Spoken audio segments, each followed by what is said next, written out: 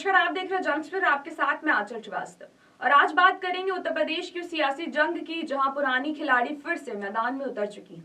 और बड़ा सवाल है कि क्या मायावती दोबारा वापसी कर पाएंगी, क्योंकि इस बार बीएसपी सुप्रीमो का दांव सीधा है। दलित प्लस मुस्लिम समीकरण को जोड़कर 2027 की सत्ता बनाने का रास्ता। जी हाँ, बसपा जो कभी यूपी की राजनीति में बादशाह थी और आज हाशिए पर खड़ी है, उसे दोबारा मुख्यधारा में लाने की कोशिश शुरू हो चुकी है। मायावती ने लखनऊ मुस्लिम भाईचारा कमेटी की बैठक बुलाई और यहां से उन्होंने 2027 का अपना प्लान साफ कर दिया। 22% दलित प्लस 20% मुस्लिम, कुल मिलाकर 42% वोट शेयर।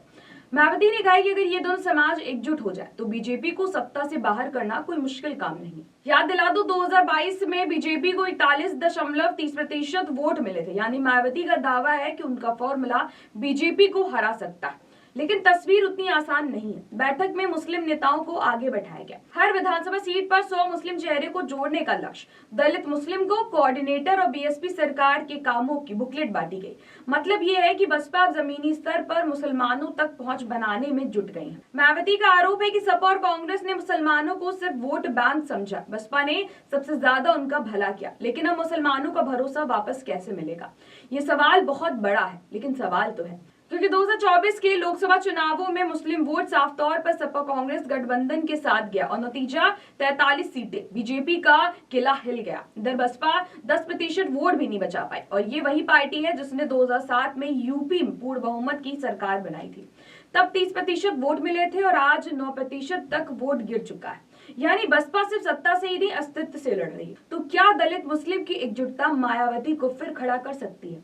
अब यहाँ पर कहानी और दिलचस्प हो जाती। पहला सच, दलित वोट पहले जैसा बसपा के साथ नहीं। 2007 के बाद गैर जाटव दलित छिट गए और 2024 में जाटव वोट में भी सेंध लगी। दूसरा सच, मुसलमानों की पहली पसंद सपा और दूसरी कांग्रेस, और इतिहास गवाह है कि मुस्लिम उसी पार्टी के साथ खड़े होते हैं जो बीजेपी को हराने के मुकाबलेदार दिखे। फिलहाल उस जगह बसपा नहीं दिखती। और तीसरा सच, मायावती 3 बार बीजेपी के साथ मिलकर सरकार चला चुकी। यही वजह है कि मुस्लिमों में भरोसा कमजोर रहा है। विपक्ष बीएसपी को बीजेपी की बी टीम कहता है। तो सवाल यह है कि क्या 2007 वाली सोशल इंजीनियरिंग 2027 में रिपीट हो सकती है? क्या दलित और मुस्लिम फिर एक साथ आ सकते हैं? मायावती मानती है कि 2007 में थोड़ा मुस्लिम सपोर्ट मिला था, फिर भी सरकार बनी थी। तो 2027 में पूरा मुस्लिम सपोर्ट मिले तो नतीजा क्या होगा?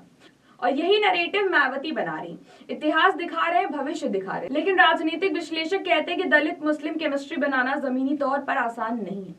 समाज के स्तर पर दोनों समुदाय में दूरी रही है। राजनीतिक जोड़ियों में केमिस्ट्री अक्सर कागज पर ही फेल हुई है।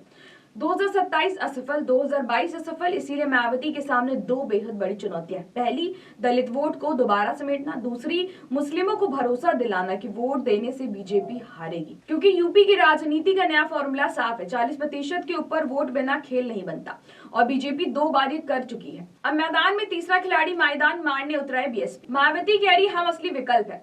सपा कांग्रेस कह रही है हम ही बीजेपी को हरा सकते हैं। बीजेपी कह रही है उत्तर प्रदेश अब बदल चुका। तो क्या 2027 में यूपी की सियासत फिर करवट लेगी? क्या बहुजन का चक्र फिर घूमेगा, या दलित मुस्लिम फॉर्मूला किताबों में ही दबकर रह जाएगा? कहानी अभी बाकी है और 2027 की राजनीति में सबसे दिलचस्प ट्रैक शायद यही होने वाला है। फिलहाल बस इतना ही। मायावती ने शंख बजा दिया है और अब देखना यह होगा कि क्या यह आवाज मैदान तक पहुंचती है या भीड़ में खो जाती है। तो ऐसी देश और दुनिया की बड़ी खबरों पर नजर रखने के लिए आप जुड़े रहिए जन एक्सप्रेस के साथ। नमस्कार।